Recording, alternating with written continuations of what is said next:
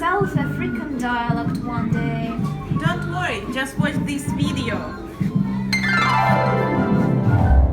I'm sorry, when should I hand in my paper? You should do it just now. Just now? Just now. Okay, thank you.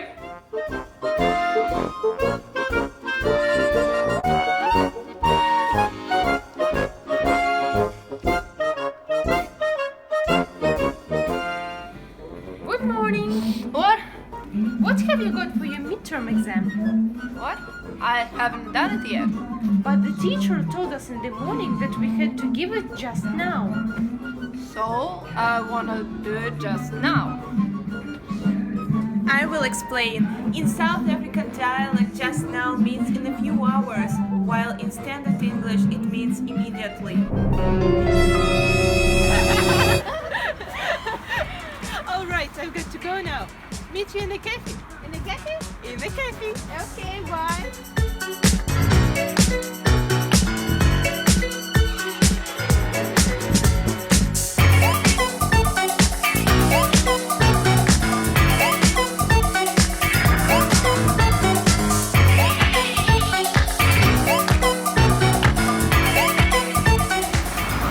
Where have you been? Where have you been? I've been waiting for you in the cafe. I've been waiting for you in a cafe. What kind of cafe?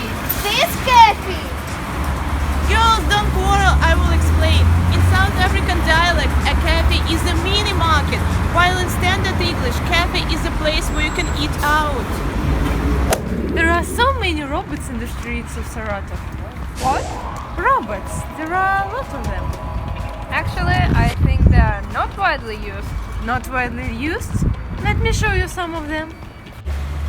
1, 2, 3, 4, and 5. I will explain. In South African dialect, a robot is traffic lights, while in standard English, a robot is a smart machine. And here is a block of flats, and the flat I wanna show you had all modern conveniences: hot and cold running water, central heating, and geyser. Geyser? What is it, geyser? In a flat? Yeah. Can you explain me? I can explain. In South African dialect, a geyser is a hot water storage tank, while in standard English, it is a hot spring. We also want to give some information about the South African phonological and grammatical features. Let us start with the phonological peculiarities. First, all the letters are pronounced very distinctively and intensively. For example, tin, bin. Second, happy tensing takes place in this dialect. It means that the sound I at the end of the words is pronounced like the long diphthongoid, E. For instance, South African says furry instead of furry. Such a phenomenon as yacht call lessons occurs in this dialect too. Hence, words as news, tune, and so on are pronounced as news and tune, respectively.